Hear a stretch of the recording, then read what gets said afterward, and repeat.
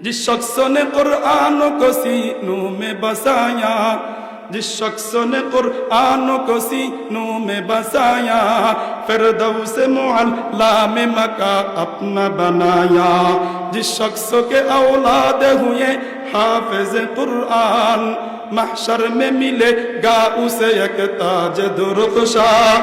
10 नेकियां हर हर्फ में पाता है मुसलमान, युकाबिल सद रिश्क हयर हामिल कुरान, युकाबिल सद रिश्क हयर हामिल कुरान। এই জন্য মুহতারাম হাজরিন, আল্লাহর নবী বিশ্বনবী জনাবে রাসূলুল্লাহ সাল্লাল্লাহু আলাইহি ওয়াসাল্লাম বলেছেন, মান ক্বারাআল কুরআন ওয়া আমিলা বিমা ফীহি উলবিসা ওয়ালিদাহু তাজান ইয়াউমাল কিয়ামা যাওহু আহসানু মিন যাওইশ শামসি। আল্লাহর নবী বিশ্বনবী জনাবে রাসূলুল্লাহ সাল্লাল্লাহু আলাইহি ওয়াসাল্লাম বলেছেন, যেই ব্যক্তি কোরআন পড়বে, কোরআন অনুযায়ী আমল করবে, আল্লাহর নবী বিশ্বনবী জনাবে রাসূলুল্লাহ সাল্লাল্লাহু আলাইহি ওয়াসাল্লাম বলছেন, কিয়ামতের ময়দানে আল্লাহ পাক রব্বুল আলামিন তার মাতা-পিতাকে এমন একটা নূরের মুকুট পরিধান করা দিবে, যাওহু আহসানু মিন যাওইশ শামসি। ওই নূরের মুকুটের কিরণ আর উজ্জ্বলতা দুনিয়ার সূর্যের চাইতেও বেশি বেশি গুণ বেশি হয়। বলেন সুবহানাল্লাহ। এরপর আল্লাহর নবী ডাক দিয়া বলেন, আমার সাহাবায়ে কেরামরা শোনো, কিয়ামতের ময়দানে আল্লাহ পাক রব্বুল আলামিন যদি হাফেজে কোরআনকে এমন মর্যাদা দেন, তাহলে কিয়ামতের ময়দানে আল্লাহ পাক রব্বুল আলামিন একজন হাফেজ কোরআনকে কেমন মর্যাদা দিবেন। এই জন্য মুহতারাম হাজরিন, আল্লাহ পাক রব্বুল আলামিন বলেন, ইন্নামাল মুমিনুনা আল্লাযীনা ইযা যুকিরাল্লাহু ওয়াজিলাত কুলুবুহুম ওয়া ইযা তুলিয়াত আলাইহিম আয়াতুহু যাদাতুহুম ঈমানা। আল্লাহ পাক রব্বুল আলামিন বলেন, প্রকৃত ঈমানদার 1 নম্বর গুণ, তাদের অন্তরে কার ভয় থাকবে? আল্লাহ পাক রব্বুল আলামিনের ভয় থাকবে। প্রকৃত ঈমানদারের 2 নম্বর গুণ, যখন তাদের সামনে কুরআনুল কারীমের তেলাওয়াত করা হবে, তাদের ঈমান বাড়তে থাকবে, ঈমান বাড়তে থাকবে। প্রকৃত ঈমানদারের 3 নম্বর গুণ, আল্লাহ পাক রব্বুল আলামিন বলেন, ওয়া আলা রাব্বিহিম ইয়াতাওয়াক্কালুন। তারা রব্বুল আলামিনের উপর ভরসা করবে। এই জন্য আমরা ভরসা করব কার উপর? আরো জোরে বলেন, কার উপর? আল্লাহ পাক রব্বুল আলামিন আমাকে আপনাকে যে অবস্থায় রাখছেন, এই অবস্থায় কার উপর ভরসা করতে হবে? এটা কার বৈশিষ্ট্য? এটা প্রকৃত ঈমানদারের বৈশিষ্ট্য। প্রকৃত ঈমানদারের 4 নম্বর কোয়ালিটি, আল্লাহ পাক রব্বুল আলামিন বলেন, আল্লাযীনা ইউকিমুনাস সালাহ। প্রকৃত ঈমানদারের 4র্থ নম্বর কোয়ালিটি, আল্লাহ পাক রব্বুল আলামিন বলেন, নামাজ প্রতিষ্ঠা করা। কি প্রতিষ্ঠা করা? আরো জোরে বলেন, কি প্রতিষ্ঠা করা? নামাজ প্রতিষ্ঠা করতে হবে। নামাজ পড়লে কি লাভ হবে? আল্লাহর নবী বিশ্বনবী জনাবে রাসূলুল্লাহ সাল্লাল্লাহু আলাইহি ওয়াসাল্লাম বলেন, আস-সালাতু ইমাদুদ্দিন, মান আকামাহা ফাকাদ আকামাদ-দ্বীন ওয়া মান হাদামাহা ফাকাদ হাদামাদ-দ্বীন। আল্লাহর নবী বিশ্বনবী জনাবে রাসূলুল্লাহ সাল্লাল্লাহু আলাইহি ওয়াসাল্লাম বলেন, নামাজ হচ্ছে দ্বীনের স্তম্ভ, দ্বীনের স্তম্ভ। যে ব্যক্তি নামাজকে ঠিক রাখলো, সে দ্বীনকে ঠিক রাখলো, আর যে ব্যক্তি নামাজকে ঠিক রাখলো না, সেই দিনকে ধ্বংস করে দিল।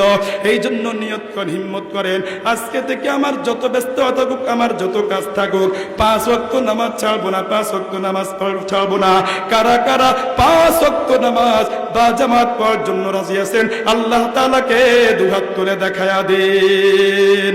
আয় আল্লাহ, আমাদের সবাইকে আপনি 5 ওয়াক্ত নামাজ বা জামাত তৌফিক দান করেন। সকলে বলি আমিন। মুহতারাম হাজরিন, বলতেছিলাম, আল্লাযীনা ইউকিমুনাস সালাহ। প্রকৃত ঈমানদারের 4র্থ নম্বর কোয়ালিটি, 5 ওয়াক্ত নামাজ পড়া। আল্লাহু আকবার।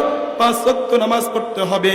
প্রকৃত ঈমানদারের 5 নম্বর কোয়ালিটি, আল্লাহ পাক রব্বুল আলামিন বলেন, ওয়া মিম্মা রাযাকনাহুম ইউনফিকুন। আল্লাহ রব্বুল আলামিন বলেন, প্রকৃত ঈমানদারের 5 নম্বর কোয়ালিটি হলো, আল্লাহ পাক রব্বুল আলামিন আমাকে আপনাকে বৈধ পন্থায় রব্বুল আলামিন যা দিয়েছেন, রব্বুল আলামিন আমাকে যা উপার্জন করার তৌফিক দিয়েছেন, এই উপার্জন থেকে কিছু অংশ মসজিদে দান করতে হবে, কিছু অংশ মাদ্রাসায় দান করতে হবে, কিছু অংশ তাফসীরুল কোরআন মাহফিলের জন্য দান করতে হবে, কিছু অংশ গরিব অসহায় যারা আছে, নিকটতম আত্মীয় স্বজন যারা আছে, তাদেরকে দান করতে হবে।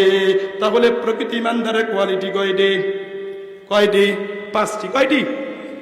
তাহলে আল্লাহ পাক রব্বুল আলামিন বলেন প্রকৃত ঈমানদার তারাই যখন তাদের সামনে রব্বুল আলামিনের আলোচনা করা হয় তখন তাদের অন্তরে রব্বুল আলামিনের কি সৃষ্টি হয়? ভয় সৃষ্টি হয়। তাহলে প্রকৃত ঈমানদার 1 নম্বর কোয়ালিটি অন্তরে কার ভয় থাকবে? 2 নম্বর কোয়ালিটি হলো যখন তাদের সামনে কুরআনুল কারীমের তেলাওয়াত করা হবে তাদের ঈমান বাড়তে থাকবে। 3 নম্বর কোয়ালিটি তারা ভরসা করবে কার উপর? আল্লাহর উপর ভরসা করবে। 4th নম্বর কোয়ালিটি আল্লাযীনা ইউকিমুনাস সালাহ, তারা নামাজ প্রতিষ্ঠা করবে। 5ম নম্বর কোয়ালিটি ওয়া মিম্মা রাযাকনাহুম ইউনফিকুন, আল্লাহর রাস্তায় দান করবে। আল্লাহর রাস্তায় কি করবে? দান করবে। এই 5 গুণে গুণী যারা হবে, বলেন এই 5 গুণে গুণী যারা হবে রব্বি কারীম তাদেরকে 3টা পুরস্কার দিবেন। পুরস্কার কয়টা? আরো জোরে বলেন কয়টা? 1 নম্বর আল্লাহ পাক রব্বুল আলামিন বলেন লাহুম দারাজাতুন ইনদা রাব্বিহিম। 1 নম্বর আল্লাহ পাক রব্বুল আলামিনের কাছে তার মর্যাদা বাড়তে থাকবে। কোন এমপির কাছে মর্যাদা বাড়ার কথা বলে নাই, মন্ত্রীর কাছে মর্যাদা বাড়ার জন্য বলে নাই। আল্লাহ পাক রব্বুল আলামিন বলেন লাহুম দারাজাতুন ইনদা রাব্বিহিম, আল্লাহ পাক রব্বুল আলামিনের কাছে তাদের মর্যাদা বাড়তে থাকবে। বলেন সুবহানাল্লাহ। মন্ত্রী সাহেব যদি বলে যে আব্দুল করিম তুই আমার লোক, তুই আমার লোক, যদি এলাকার চেয়ারম্যান সাহেব বলে যে আব্দুল কুদ্দুস তুই আমার লোক, তখন ওই ব্যক্তি নিজেকে অনেক বড় মনে করে না? অনেক মর্যাদাশীল মনে করে না? যে আমি চেয়ারম্যানের লোক। আমি কার লোক? চেয়ারম্যানের লোক, আমি এমপির লোক, আমার মর্যাদা এমপির কাছে অনেক বেশি। আল্লাহ পাক রব্বুল আলামিন বলেন এই 5 গুণে গুণী যারা হবে লাহুম দারাজাতুন ইনদা রাব্বিহিম, রব্বুল আলামিনের কাছে তাদের মর্যাদা বাড়তে থাকবে। বলেন সুবহানাল্লাহ। 2 নম্বর ওয়া মাগফিরাহ, রব্বে কারীম বলেন এই 5 গুণে গুণী যারা হবে আল্লাহ পাক রব্বুল আলামিন তাদের জীবনের সমস্ত গুনাহগুলো আল্লাহ পাক রব্বুল আলামিন মাফ করে দিবেন। মুহতারাম হাজরিন, আমার কলেজার টুকরা যুবক ভাইরা, আমার মুরব্বী বাবারা, আমাদের গুনার তো কোনো অভাব নাই। সারাটা দিন আমরা গুনার মধ্যে ব্যস্ত থাকি, কিন্তু বড় দুঃখ এবং পরিতাপের বিষয় আমরা তওবা করতে যাই না, ইস্তেগফার করতে জানি না। অথচ আমার আপনার নবী, বিশ্ব নবী জনাবে রাসূলুল্লাহ সাল্লাল্লাহু আলাইহি ওয়াসাল্লাম, তিনার কোনো গুনাহ ছিল না। রব্বে কারীম আগে এবং পরে সমস্ত গুনাহ মাফ করে দিবেন। তারপরও হাদিসের মধ্যে আসছে আল্লাহর নবী বিশ্ব নবী জনাবে রাসূলুল্লাহ সাল্লাল্লাহু আলাইহি ওয়াসাল্লাম দৈনিক 70 থেকে 100 বার তিনি তওবা ইস্তেগফার করতেন। আমার কলিজার টুকরা যুবক ভাইরা, আমরা তো শুধু গুনাহ করতে জানি, কিন্তু রবের দরবারে আল্লাহু আকবার কান্নাকাটি করতে জানি না, রোনাজারি করতে জানি না। আমার প্রিয় যুবক ভাইরা, অথচ আল্লাহ পাক রব্বুল আলামিন বলেন কুল ইয়া ইবাদিয়াল্লাযীনা আসরাফু আলা আনফুসিহিম লা তাকনাতু মির রাহমাতিল্লাহ। আল্লাহ পাক রব্বুল আলামিন বলেন হাবিব আপনি আমার প্রিয় বান্দা বান্দীদেরকে বলে দেন যারা জুলুম করেছে, নিজের উপর অপরাধ করেছে, অন্যায় করেছে, অবিচার করেছে, লা তাকনাতু মির রাহমাতিল্লাহ, তারা যেন আমার রহমত থেকে নৈরাশ না হয়। আমি আল্লাহ পাক রব্বুল আলামিনের কাছে তারা ক্ষমা চাইতে দেরি, আমি আল্লাহ তাদের গুনাহগুলোকে ক্ষমা করতে দেরি করব না। বলেন সুবহানাল্লাহ।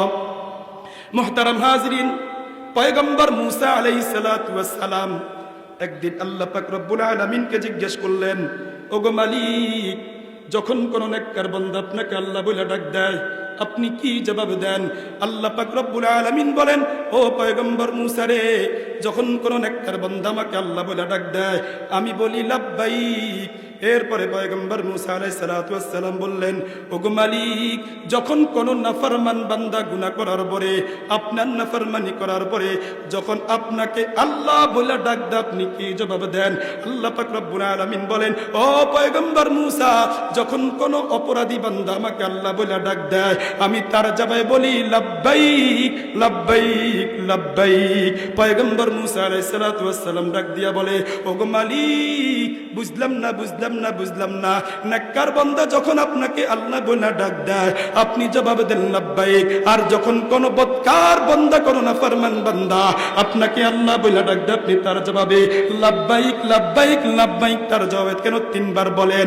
আল্লাহ পাক রব্বুল আলামিন বলেন, ও মুসা, আমার নাফরমান আমার নেককার বান্দা সে তার নামাজের উপর ভরসা করে, তার রোজার উপর ভরসা করে, কুরআনুল কারীমের উপর ভরসা করে, কিন্তু আমার নাফরমান বান্দা আমার রহমতের উপর ভরসা করে। আমার নাফরমান বান্দা যখন আমাকে আল্লাহ বলে ডাক দেয় আমি আল্লাহ রাব্বুল আলামিন তার জীবনের সমস্ত গুনাহগুলো মাফ করে দেই।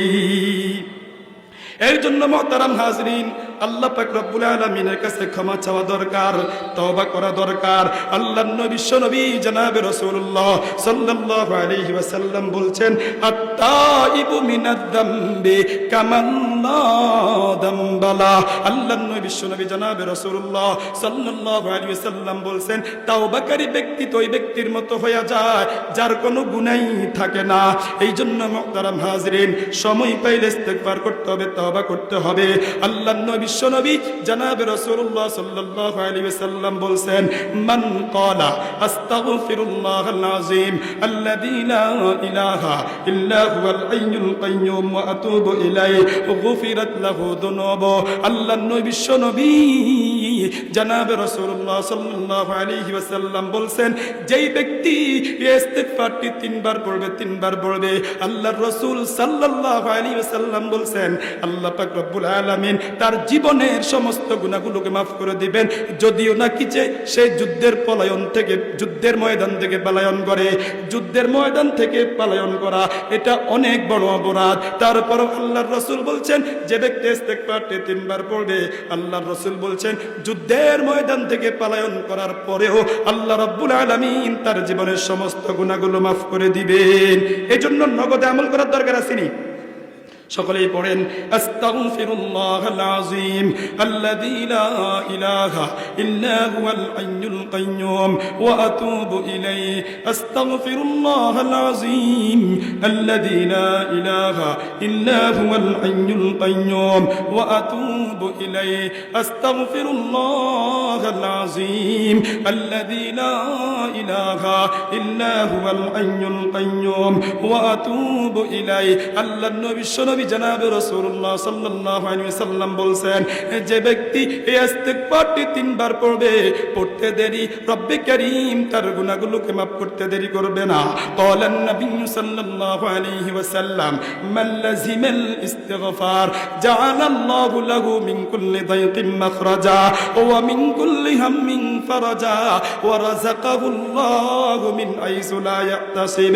আল্লাহর নবী বিশ্বনবী জনাবে রাসূলুল্লাহ সাল্লাল্লাহু আলাইহি ওয়াসাল্লাম বলছেন, যে ব্যক্তি ইস্তিগফারকে লাজিম করে নিবে, চলতে ফিরতে ইস্তিগফার করবে, ব্যবসা বাণিজ্য করতে করতে ইস্তিগফার করবে, ভাত রান্না করতে করতে ইস্তিগফার করবে, আল্লাহর নবী বিশ্বনবী জনাবে রাসূলুল্লাহ সাল্লাল্লাহু আলাইহি ওয়াসাল্লাম বলছেন, জাআলাল্লাহু লাহু মিন কুল্লি দায়কিন মাখরাজা। 1 নম্বর, আল্লাহ পাক রব্বুল আলামিন তার যত সংকট আছে সকল সংকট রব্বুল আলামিন দূর করে দিবেন। ওয়া মিন কুল্লি হাম্মিন ফারাজা, তার যত দুশ্চিন্তা আছে, তার যত পেরেশানি আছে, আল্লাহ পাক রব্বুল আলামিন তার পেরেশানি দূর করে দিবেন। ওয়া রাযাকাহুল্লাহু মিন হাইসু লা ইয়াহতাসিব। ইস্তিগফারের বদৌলতে আল্লাহ পাক রব্বুল আলামিন আমাকে আপনাকে রিজিকের ব্যবস্থা করে দিবেন। আল্লাহর নবী বলেন, তুমি বেশি বেশি যখন ইস্তিগফার করবা, রব্বে কারীম কোত্থেকে রিজিকের ব্যবস্থা করে দিবেন তুমি কল্পনাও করতে পারবে না। ধারণাতীত রিজিক দান করে দিবেন কে? আরো জোরে বলেন কে?